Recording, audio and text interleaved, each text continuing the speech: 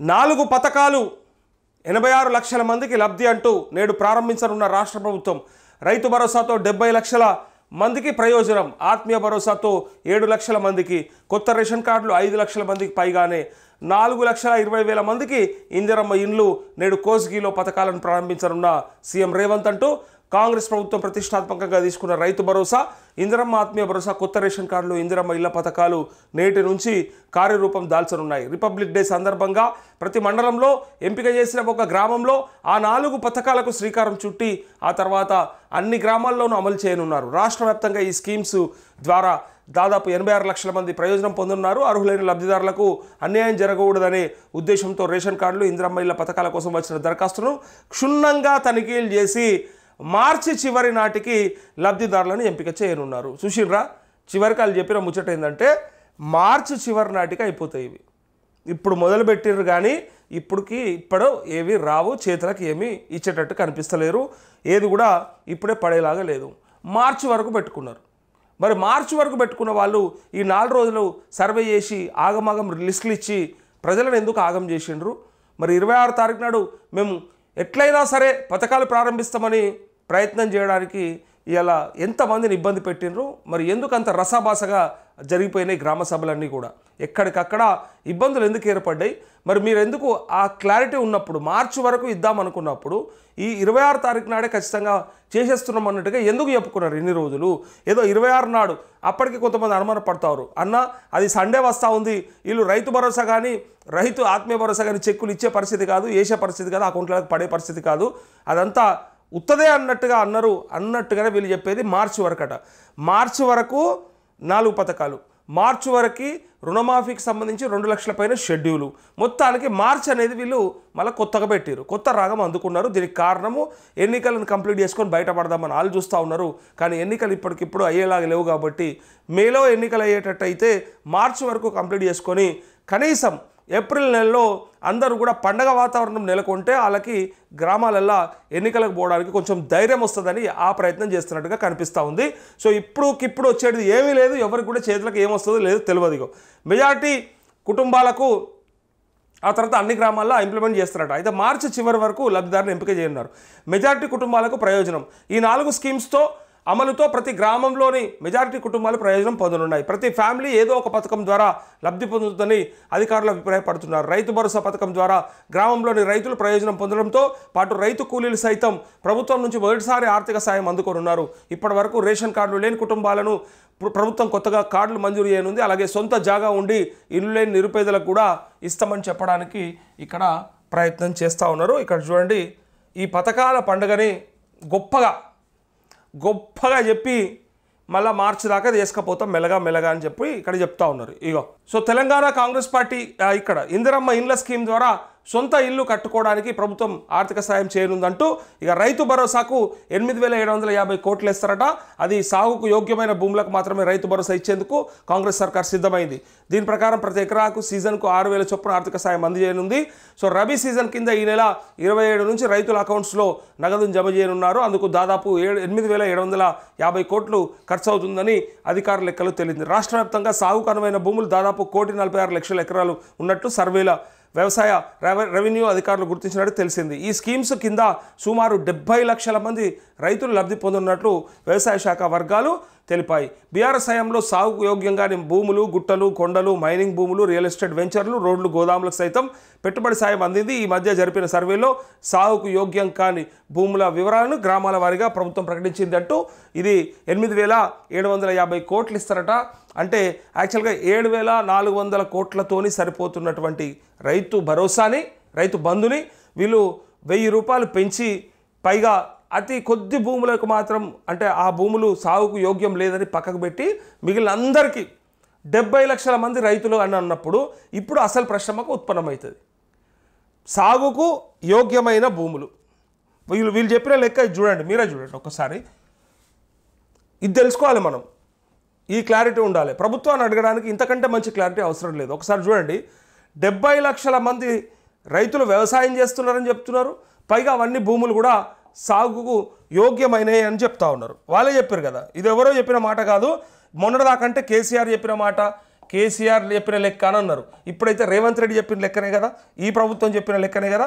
ఒకసారి చూడండి, ఈ ప్రభుత్వంలో 70 లక్షల మంది 70 లక్షల మంది రైతులు వీళ్ళు చెప్పేది ఇగో. ఈ లెక్క మీకు కూడా క్లారిటీ ఉంటుంది. ఎందుకు ఉంటుందో నేను చెప్తా. గతంలో కేసీఆర్ ఇచ్చింది 65 లక్షల మందికి రైతు బంధు ఇస్తే వీళ్ళు 70 లక్షల మందికి చేసిండ్రు. అది సో తగ్గిందా పెరిగిందా అనేది ఒక లెక్క. అప్పటి నుంచి పాస్బుక్లు ఒక 10-15 లక్షలు ఎట్లాగూ పెరుగుతాయి. 10 ఏళ్ళల్లో పాస్బుక్లు పిల్లలకు ట్రాన్స్ఫర్ చేయడమా లేకపోతే అమ్మకాలా కొనుకాలా జరుగుతాయి. కాబట్టి వాటికి సంబంధించి ఒక 70 లక్షల మందికి ఇక్కడ వీళ్ళు ఇలా భరోసా ఇవ్వబోతూ ఉన్నారు. ఏ భరోసా? రైతు భరోసా. సో ఈ రైతు భరోసాకు సంబంధించి ఒకసారి చూడండి. దీన్ని బట్టి ఇక్కడికి వస్తే రుణమాఫీకి సంబంధించి మాత్రం వీళ్ళు చేసినటువంటి లెక్క కుటుంబానికి 2 లక్షల రూపాయలు చొప్పున చేస్తామని చెప్పారు. ఈ 2 లక్షల రూపాయలు ఎంతమందికి చేస్తామని చెప్పిండ్రు? మొత్తం 40 లక్షల మందికి లెక్కలు పెట్టుకున్న తర్వాత అకౌంట్స్ అని వచ్చిన తర్వాత ఇలా 25 లక్షల మంది రైతులకు మాత్రమే ఇలా రుణమాఫీ అందింది. 25 లక్షల మంది రైతులు మాత్రమే ఇలా రుణమాఫీకి నోచుకున్నారు. సో ఇప్పుడు ఇక్కడ 100% రుణమాఫీ పూర్తయిపోయిందని చెప్తున్నటువంటి కాంగ్రెస్ ప్రభుత్వం 70 లక్షల మంది రైతులు పంటలు పండిస్తూ ఉన్నారు. వాళ్ళ భూములు 1,56,00,000 ఎకరాల భూములు సాగుకు యోగ్యమైనవి ఉన్నాయి. అందులో 70 లక్షల మంది రైతులు ఇలా పంటలు పండిస్తున్నారు అని చెప్పి మీరు భావించి మీరు అనుకొని ఇలా ఆత్మీయ రైతు భరోసా వేయడానికి మీరు సిద్ధమైనరు 6,000 రూపాయలు ఎకరానికి. అయితే ఇక్కడ అసలు పాయింట్ ఏంటంటే రుణమాఫీ విషయంకి వస్తే మాత్రం ఈ 25 లక్షల మంది ఎట్లా వెళ్ళిర్రు అనేది ఫస్ట్ లెక్క. 25 లక్షల మంది ఎట్లా వెళ్ళిండ్రు, మరి మిగిలిన వాళ్ళంతా ఎక్కడ పోయినరు, ఎందుకు వాళ్ళ అర్హత సాధించలేకపోయినరు? మీరు వాళ్ళని ఏ కొర్రితో రేషన్ కార్డు కొర్రి పెట్టారు.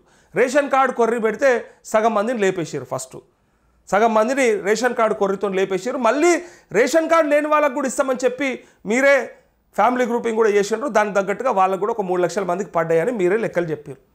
ఈ లెక్కలు చెప్పిన తర్వాత నేనేమంటా ఉన్నంటే ఇది 100% ఎట్లా పూర్తయినట్టు ఒకసారి చెప్పాలి. ఒక పక్క మంత్రులు చెప్తారు ఇంకా కాలేదు, ఇంకా పెండింగ్ ఉన్నదని. ఒక పక్క మీరే చెప్పారు 25 లక్షల మంది రైతులకు మేము రుణమాఫీ వర్తింపజేస్తామని. మరి మిగిలినటువంటి ఇక్కడ ఈ 70 లక్షలు అంటే ఇంకొక 50 లక్షల మంది రైతులకి ఇప్పటిదాకా అసలు మీరు రుణమాఫీని కనీసం వాళ్ళకి ఇవ్వాలని కానీ ఇస్తామని కానీ వాళ్ళు కూడా రైతులే అని కానీ గుర్తిస్తలేరంటే దీనికి ఈ అంతరానికి ఈ డేటా గ్యాప్ ఒకసారి చెక్ చేయండి, తెలిసిపోతూ ఉంటుంది. దీన్ని బట్టి అసలు రైతులు ఎంతమంది ఉన్నారని వాళ్ళే లెక్క చెప్పారు. రుణమాఫీకి మాత్రం వీళ్ళే అర్హత అని అన్నారు.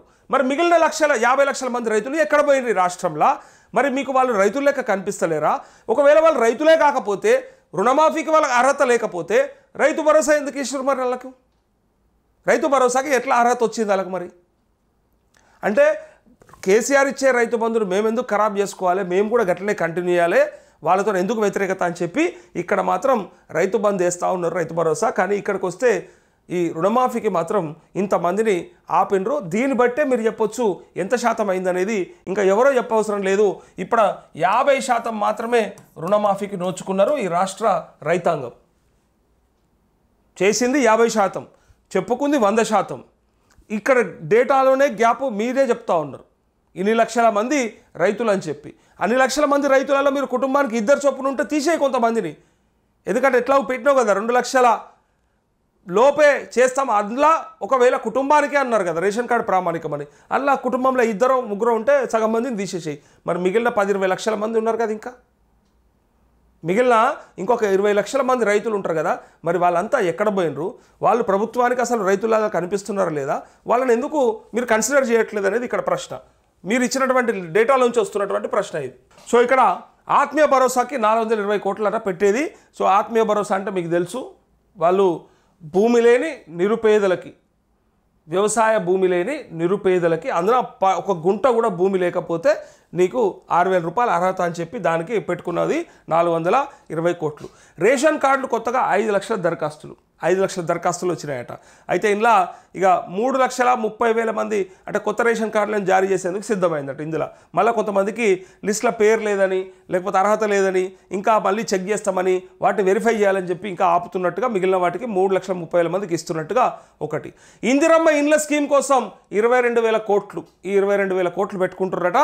సో దీనికి ఖర్చు అవుతున్నటువంటి లెక్కలు ఇక్కడ 4 పథకాలకి దేనికి ఎంత అనేది రాసిరు. 8,750 కోట్లేమో రైతు భరోసాకి, 420 కోట్లేమో ఆత్మీయ భరోసాకి, రేషన్ కార్డులు ఒక 5 లక్షలు అయితే 3,30,000 ఇస్తూ ఇక్కడ 22,000 కోట్లు ఖర్చు అవుతుందని చెప్పి ఇండ్ల కోసానికి తొలి విడతలో ఒక్కో అసెంబ్లీ సెగ్మెంటుకు 3,500 ఇండ్లను మంజూరు చేయనున్నారు. ఒక్కో అసెంబ్లీ సెగ్మెంటుకు 3,500 ఇండ్లను మంజూరు చేస్తే ఈ లెక్కన రాష్ట్ర వ్యాప్తంగా 4,16,500 మంది లబ్ధిదారులను గుర్తించి వారికి 5 లక్షల చొప్పున ఆర్థిక సాయం అందించనున్నారు. అంతేకాకుండా సీఎం కోటాలో ఈసారి మరో 4,000 నుంచి 5,000 మందికి ఇందిరమ్మ ఇండ్లను ప్రభుత్వం మంజూరు చేసే అవకాశం ఉంది. ఈ 4 పథకాలను సీఎం రేవంత్ రెడ్డి తన సొంత నియోజకవర్గం కొడంగల్లోని కోస్గిలో ప్రారంభించనున్నారు అంటూ ఇక 4 పథకాలు షురు అంటే ఇయ్యాలనే మొత్తం మన చేతులకు వచ్చినట్టుగా వీళ్ళు ఇన్ని రోజులు చెప్పారు కదా.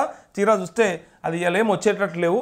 అది నామమాత్రంగా ఏదో చెక్కులు రిలీజ్ చేసినట్టు, పథకాలు ప్రారంభించి రిబ్బన్లు కట్ చేసినట్టు, శంకుస్థాపనలు చేసిపోయినట్టు తప్ప ఇప్పటికిప్పుడు అయ్యేదేం లేదు. అందుకే అధికారులు కూడా కంగారు పడతా ఉన్నారు. ప్రభుత్వం ఏమో ఇట్లా చెప్పేసింది ఖచ్చితంగా ఎట్టి పరిస్థితులలో ప్రతి లబ్ధిదారుడికి చేర్చాలి, అందులో మాత్రం వైఫల్యం ఉండకూడదు అని చెప్పి. కానీ ఇక్కడ చూస్తే పరిస్థితులు ఎట్లా ఉన్నాయంటే గ్రామాలలోనేమో లిస్టులు రిలీజ్ చేసిన తర్వాత అక్కడ జరిగినటువంటి రసాభాస, అక్కడ ఉన్నటువంటి కన్ఫ్యూజన్, మరి అర్హత ఉండి కూడా కొంతమంది పేర్లు లేకపోవడం, అర్హత లేని పేర్లలో ఇంక్లూడ్ చేయడం, ఇట్లాంటివన్నీ చూసినాక అసలు ఇప్పటికిప్పుడు దీన్ని ఇంప్లిమెంట్ చేస్తే ఇంకా ఏం ఇష్యూస్ వస్తాయో అని చెప్పి వీళ్ళు దీన్ని కొంత టైం ఫ్రేమ్ లాగా పెట్టుకొని అందరూ కూడా 26 నుంచి ప్రారంభం అంటే 26 నాడు వచ్చేస్తాయి, ఇక ఆ తొందరలోనే పడిపోతాయి అనుకున్నా కూడా ఆ తొందరలో పడేది కాదు. ఇంకొక నెల 2 నెలల కాలం పాటు సాగదీసుకుంటూ పోవడమే తప్ప ఇప్పటికిప్పుడు అయ్యేదేం లేదు ఇది.